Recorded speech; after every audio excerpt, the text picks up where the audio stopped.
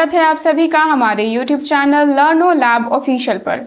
तो बच्चों, मैं लेकर आ गई हूँ आपके सामने क्लास 8 साइंस की न्यू बुक क्यूरियोसिटी का chapter number 3 health the ultimate treasure.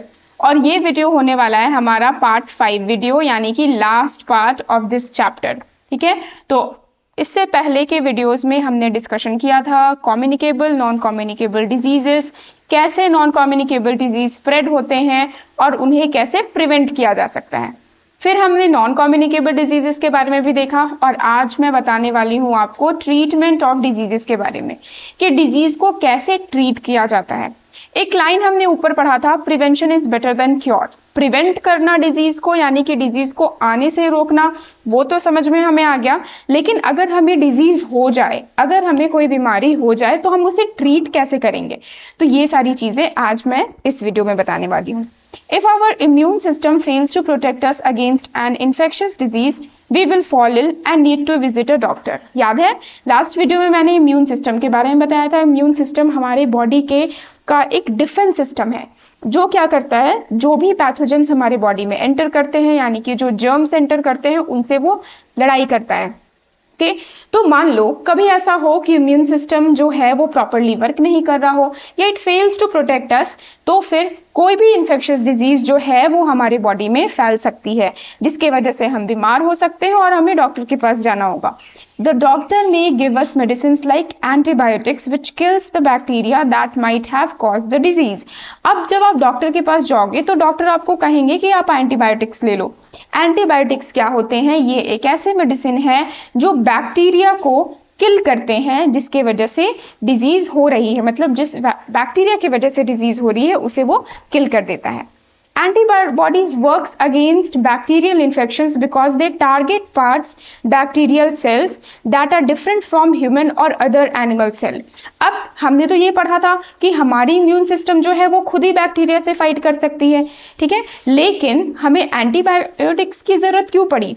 तो एंटीबायोटिक्स क्या करते हैं, बैक्टीरिया सेल्स के कुछ ऐसे पार्ट्स को हिट करते हैं जिससे वो एक बार में खत्म हो जाता है।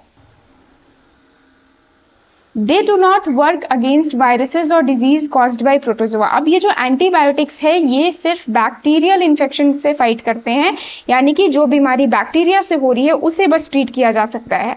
प्रोटोजोआ या वायरसेस के अगेंस्ट ये फाइट नहीं कर सकते। ओके, नाउ अब हमें देखना है डिस्कवरी ऑफ एंटीबायोटिक्स। पेनिसिलिन जो फर्स्ट एंटीबायोटिक थी, इसकी डिस्कवरी कैसे हुई?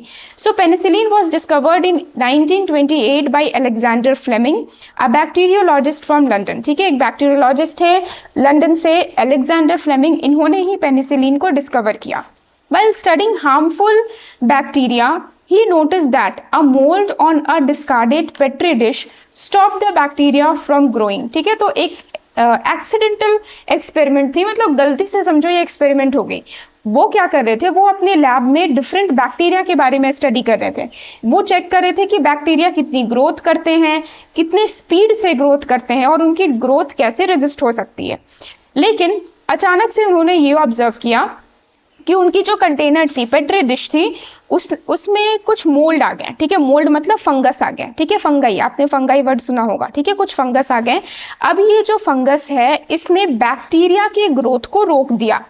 तो उन्हें रियलाइज हुआ that mould released a substance that kill the bacteria.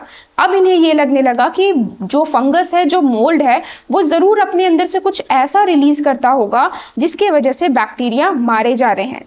This chance discovery led to the discovery of penicillin. Okay, तो चांस डिस्कवरी यानी कि एक एक्सीडेंटल एक्सपेरिमेंट थी जिससे पेनिसिलिन की डिस्कवरी हुई। The first antibiotic used to treat bacterial infection. तो penicillin आप नाम याद रखोगे कि ये फर्स्ट एंटीबायोटिक है बैक्टीरियल इन्फेक्शन के लिए। और किसने डिस्कवर किया? अलेक्जेंडर फ्लेमिंग ने किया। कैसे किया? एक मोल्ड जो है वो बैक्टीरिया की ग्रोथ को कैसे स्टॉप करता है, इस स्टडी के बेसिस पे इन्होंने पेनिसिलिन को यानी कि एंटीबायोटिक्स को डिस्कवर किया। ठीक, तो होप आपको ये समझ में आ गया होगा।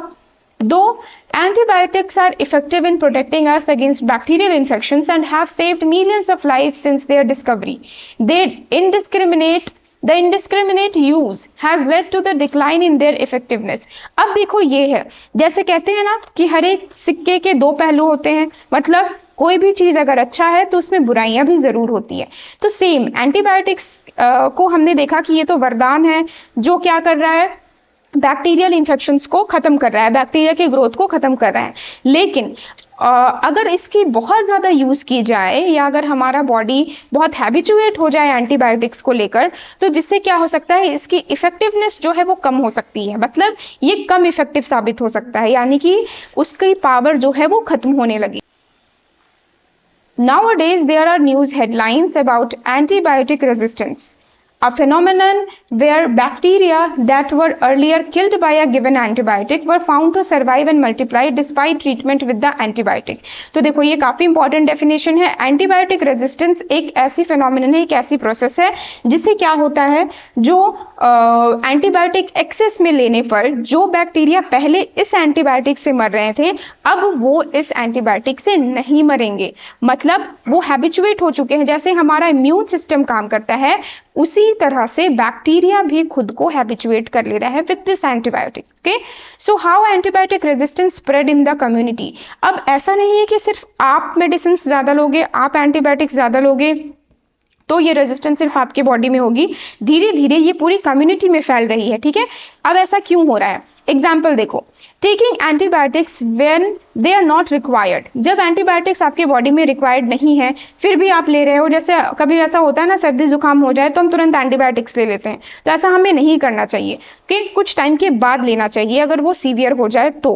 ओके, सो जब रिक्वायर्ड नहीं हो फिर भी हम एंटीबायोटिक ले रहे हैं तो क्या होगा, there is a development of resistance in the human body, मतलब एंटीबायोटिक्स अपना काम करना, बैक्टीरिया को किल करना बंद कर देगा। कहाँ, ह्यूमन बॉडी में। अब ये ह्यूमन बॉडी क्या होगा, बीमार पड़ जाएगा, he may be seriously ill and care and gets care at the hospital. ठीक है, तो मान लो ये बीमार पड़ गया और ये हॉस्पिटल में एडमिट है, so spread directly to the other patients और indirectly through health care workers. अब क्या होता है, ये पर्सन इस एंटीबायोटिक रेजिस्टेंस को पूरे कम्युनिटी में स्प्रेड करेगा, मतलब अदर पेशेंट्स को भी और जो वहां के वर्कर्स हैं उन्हें भी। Spread in the hospital through dirty surface के थ्रू भी वो स्प्रेड हो सकता है। एंड पेशेंट्स गो होम, अब मान लो ये थोड़ा ठीक हो गया है और ये अब घर जा रहा है, घर जाने के बाद ये जो रेजिस्टेंस है this spread to the community, मतलब ये फैमिली में, सोसाइटी में स्प्रेड करने लगता है। तो एक साइकिल ये आप देख सकते हो। ठीक है, ये डायरेक्टली ये अपने कम्युनिटी को भी स्प्रेड कर सकता है। दूसरी तरफ क्या हो सकता है, अगर हम कैटल को यानी कि एनिमल्स को अगर एंटीबायोटिक्स दें तो they also develop resistance in the bacteria in animals. Okay, so development of resistance in the bacteria in animals भी हो सकते हैं। अब ये एनिमल्स में जो एंटीबायोटिक रेजिस्टेंस है, अगर मान लो इन एनिमल्स का हम प्रोडक्ट्स यूज कर रहे हैं तो ये फिर हमें हो सकता है exposure through animals food products. ठीक है, similarly they can spread through soil in the crop field, manure, animal faeces. ठीक है, जो मैन्योर और ऑर्गेनिक खाद वगैरह यूज की जाती है, ठीक है, एनिमल के फिशीज से, ठीक है, एनिमल वेस्ट से जो खाद बनाई जाती है उससे वो एंटीबायोटिक रेजिस्टेंस जो है वो कहाँ आ सकता है, वो क्रॉप्स में आ सकता है। क्रॉप्स के बाद it reaches human digestive system through crop produce. अब ये क्रॉप को जब ह्यूमन बींग्स खाएंगे तो फिर से ये ह्यूमन बींग्स के पास चला जा रहा है। दिस मीन्स आप देख सकते हो किसी ना किसी तरीके से पूरे कम्युनिटी में ये जो बैक्टीरियल रेजिस्टेंस है यानी कि एंटीबायोटिक रेजिस्टेंस है ये स्प्रेड होती जा रही है। ओके, सो दिस मीन्स कि हमें एंटीबायोटिक्स तभी लेना चाहिए जब जरूरत हो। अब देखो आगे क्या बताया गया है, इस एंटीबायोटिक रेजिस्टेंस से क्या हो सकता है, this makes common infections harder to treat, increase the risk of complication, prolonged illness and even death. ठीक है, तो हमारा बॉडी जो है ना वो उस एंटीबायोटिक को रिएक्ट करने नहीं देगा या उस एंटीबायोटिक से इतना ज़्यादा हैबिचुएट हो जाएगा कि उसकी एक्शन जो है वो प्रॉपरली नहीं हो पाएगी, नहीं दिख पाएगी, जिसकी वजह से हमें वो प्रॉब्लम्स ज़्यादा हो सकते हैं। ठीक है, इवन डेथ भी हो सकती है, इलनेस बढ़ सकती है। So let us infer, अब यहाँ क्या बताया गया, study the infographic given in figure 3.5b, how do you think the antibiotic resistance have developed in the bacterial pathogens. अब देखो कैसा हुआ, ये जो नेचर के साथ खिलवाड़ कर रहे हैं ये कौन कर रहा है, ह्यूमन बींग्स ही कर रहे हैं, यानी कि जो एंटीबायोटिक रेजिस्टेंस नाम की चीज है वो भी कहीं ना कहीं ह्यूमन बींग्स की वजह से ही हुई है। ठीक है, तो कैसे हुई है, चलो यहाँ एग्जाम्पल में देखो, जैसे ये पर्सन क्या कह रहा है, I need antibiotics for my mother, she has a sore throat and a fever. ठीक है, अब देखो sore throat and little fever में भी लोग एंटीबायोटिक्स लेने लगते हैं। ओके, सो जिसकी वजह से उनकी बॉडी जो है वो वीक हो जाती है। ठीक है, एंटीबॉडीज काम करना फ्यूचर में बंद कर देते हैं। अब देखो ये क्या कह रही हैं, you must get a prescription from a doctor. इसका मतलब ये है कि जब आपको डॉक्टर प्रिस्क्राइब करे तभी आप एंटीबायोटिक्स लो। ठीक है, are you given antibiotics to the cattle. अब ये पर्सन कहता है कि क्या आप अपने कैटल को एंटीबायोटिक्स दे रहे हो। So no, I am not using any antibiotic. तो ये कहती है कि आई एम नॉट यूजिंग, मैं कोई भी एंटीबायोटिक यूज नहीं कर रही हूँ। तो शी इज राइट। ओके, अगर ये एंटीबायोटिक यूज नहीं करेगी, एंटीबायोटिक्स कैटल तक नहीं जाएंगे और फिर ये इनडायरेक्टली हमारे तक नहीं पहुंचेगा। Next is I will develop antibiotic resistance otherwise. अब यहाँ पे ये पहले कहा जा रहा है, ये बच्चे क्या कह रहे हैं, no no, do not give antibiotic injection to your cattle. आप अपने कैटल को एंटीबायोटिक इंजेक्शन मत दो, नहीं तो ये एंटीबायोटिक रेजिस्टेंस जो है वो हमारे तक डेवलप हो जाएगी। ओके, चलो यहाँ पे और कुछ इंफॉर्मेशन क्या है, अ फ्यू माइक्रोब्स, यहाँ क्या बताई जा रही है, how bacteria become resistance to antibiotic. Bacteria कैसे खुद को एंटीबायोटिक से बचा ले रहे हैं। So few microbes develop resistance to the antibiotics. मान लो ये सबके सब माइक्रोब्स हैं, ठीक है, डिजीज कॉजिंग माइक्रोब्स है या कहो बैक्टीरिया है, इसमें से कुछ जो है, मान लो ये रेड वाले जो है वो रेजिस्टेंस डेवलप कर ले रहे हैं, मतलब वो स्ट्रांग है, जिससे वो क्या कर रहे हैं, एंटीबायोटिक्स का असर उनमें नहीं पड़ रहा है। When antibiotics kill bacteria causing illness, they also kill the good bacteria protecting the body from infection. अब हमने क्या देखा है, हमने क्या पढ़ा है इससे पहले के चैप्टर में कि बैक्टीरिया जो होते हैं वो सिर्फ बुरे नहीं होते, वो अच्छे भी होते हैं।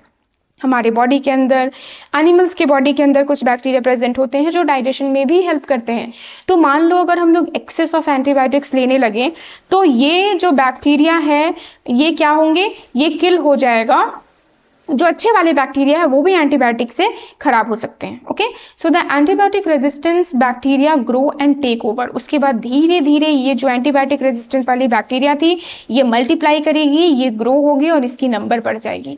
सो some bacteria transfer antibiotic resistance to the other bacteria causing more problems. और धीरे धीरे जितने भी बैक्टीरिया हमारे बॉडी में है वो सब एंटीबायोटिक रेजिस्टेंट हो जाएंगे। ओके, सो यही बात बताई गई है इस इन्फोग्राफिक में। To tackle the problem of antibiotic resistance we must use antibiotic wisely. ठीक है, हमें एंटीबायोटिक्स को बहुत ही ध्यान से लेना है। कब लेना है, only when prescribed by the doctor, जब डॉक्टर ने प्रिस्क्राइब किया हो। In the correct dose, correct amount में लेना है। ऐसा नहीं कि अगर आपको ज्यादा फीवर आ रहा है तो आप एक साथ 2-3 एंटीबायोटिक्स ले रहे हो, it is very wrong. Okay, and for the right duration, right duration में भी लेना है। जैसे ऐसा कहा जाता है कि आप एक दिन में 1 या 2 एंटीबायोटिक्स ही ले सकते हैं, उससे ज्यादा नहीं लेनी चाहिए हमें। Okay, avoiding unnecessary use helps prevent the risk of resistant bacteria and keeps antibiotic effective for future generations। ठीक है, तो अगर हमें अपनी फ्यूचर जनरेशन को एंटीबायोटिक से बचाना है तो हमें भी सही से एंटीबायोटिक्स का इस्तेमाल करना होगा ताकि इस पूरे ह्यूमन कम्युनिटी में एंटीबायोटिक रेजिस्टेंस ना फैल जाए।